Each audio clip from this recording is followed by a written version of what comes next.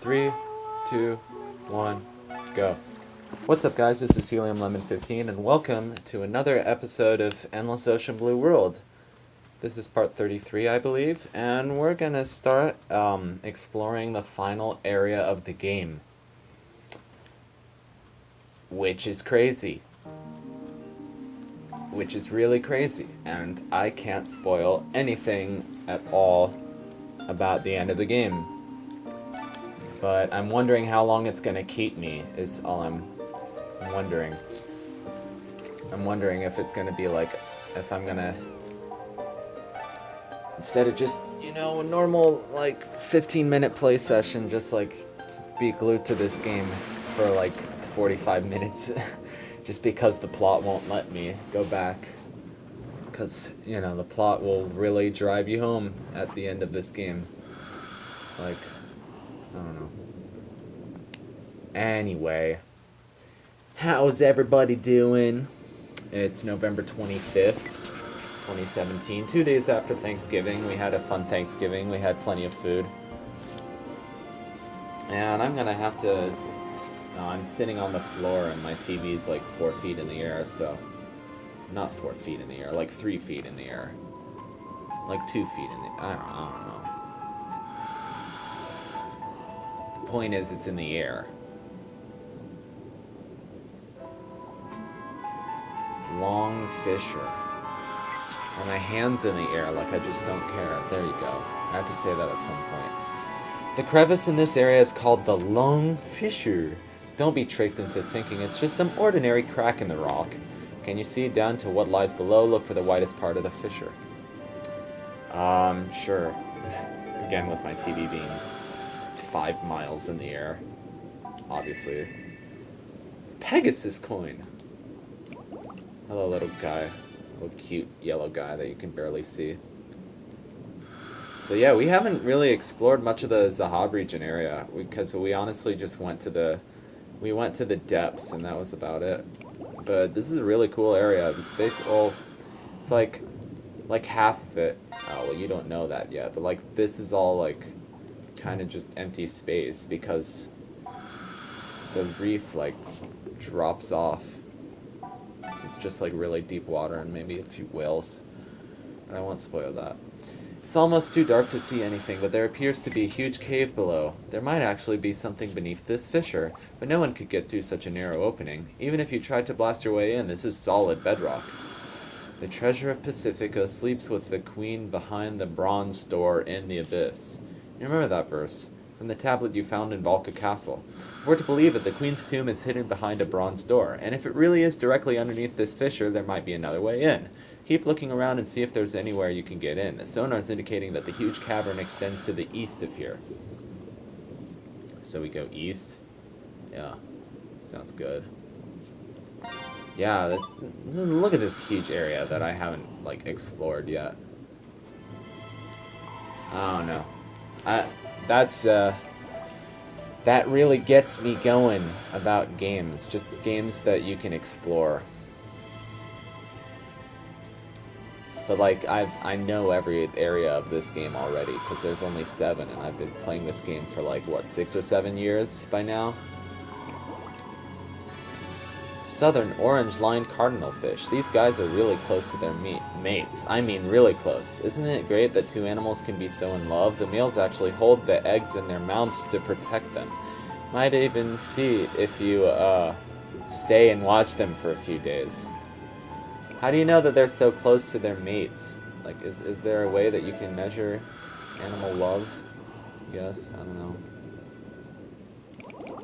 Hi, guys. I'm pretty sure, yeah. Pyramid Song by Radiohead. Yeah, I'm not sure. Well, Zelda Breath of the Wild is definitely a great game to explore.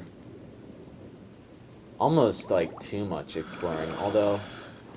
I'm sure there are a lot of games that have bigger and more open worlds than Zelda, which I've always kind of shied away from games that will suck you in and make you spend hours of your life playing them, because I love video games, and video games are my passion, but like video games aren't my first passion. My first passion is music. So probably said that several times on this channel, so people are tired of hearing that, but I don't know, I've gotten Steam, and it's fun to mess around with Steam on my computer, and Steam has the most ridiculous sales, like the November sale, where everything's like 50% off, or 80% off, or... These guys are funky. People react so differently to the spotted garden eel. It seems like half of the people who see it find it cute, and the rest think it's creepy. What do I think? Are you kidding? It's the cutest eel ever. Oh, Shanna, you and your unique tastes in animals and sea creatures. Hey, what can I say? A lot of people who work with animals have very unique tastes. I want to live out in Idaho and work for the national parks and like take care of deer and stuff. That sounds amazing.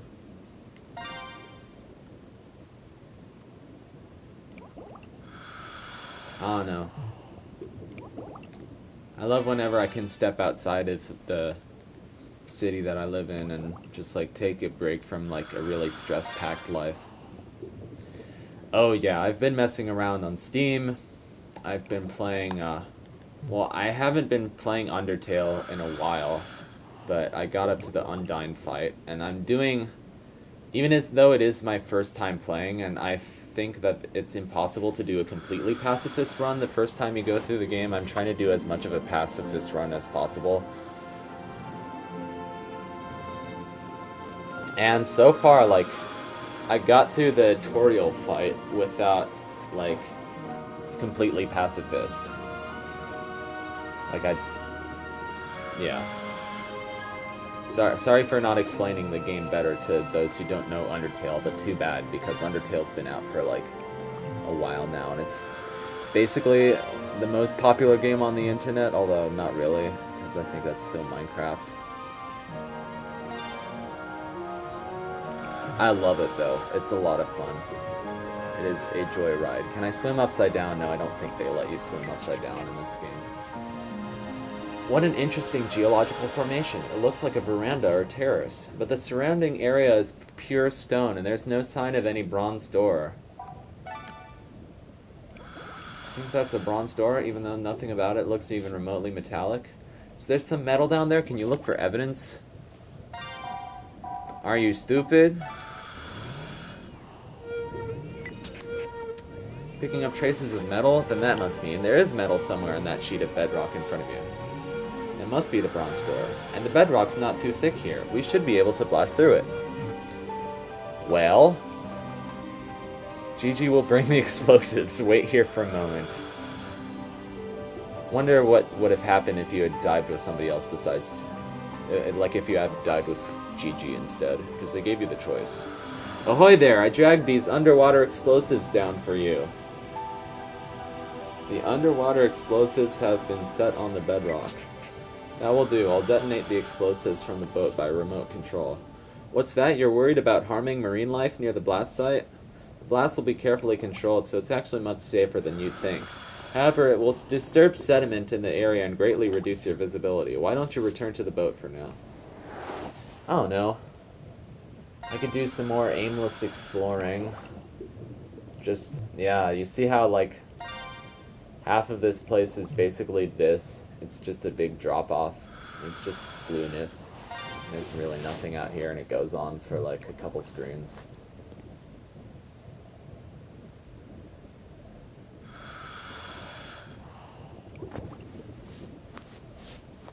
Will I cave in and play Echo the Dolphin? I don't know. Although I think one of my friends has it on, like... I don't know. I know one of my friends has a Genesis and a Dreamcast. That was a friend that I played, like, Crash Bandicoot with. Crash Warped, or whatever it's called. Yep. Fun times. Anyway, this is just blueness. It's very blue. Makes me feel blue. I don't know. I would speed this section up, but, like, I haven't figured out how to, like, a good way Like, you've noticed in my videos that I never have, like, a section that's... I have lots of sections where there's video sped up, but never voice, and that's because there's no way to, like, speed up my voice in Windows Movie Maker, so... I'd have to do something like chop up, like, put it in Audacity, chop up the file, and then, like, sync the section that I want sped up with the section of video that's being sped up. I don't know, I'm just not a professional video editor person, and so... Okay. My dad's gonna watch some football game that's on TV today. Hope I'm not bothering him by being on the TV in the bedroom. And yeah, I'm basically staying at my parents' house, which is literally a 20-minute walk from school. But I live at school, and it's stupid because they make freshmen live at school. Basically, it's this whole stupid thing, but I'm just really grateful to be at home for the weekend. And then I have to be back at school on Monday, and then I have a week, and then I have like a month, and then I get off of school of like December 21st. Yada yada yada. So I'm just anticipating the end of the fall semester of school. Hello. Oh. Hello. Let's take a look at these guys. Look at that little guy. It's adorable. It looks like it's deep in thought, but it's probably just hungry. Actually, doesn't it kind of remind you of Grandpa? You know, that I'm thinking, so go away and stop disturbing me thing he does? I guess. Oh, did I get the other guys?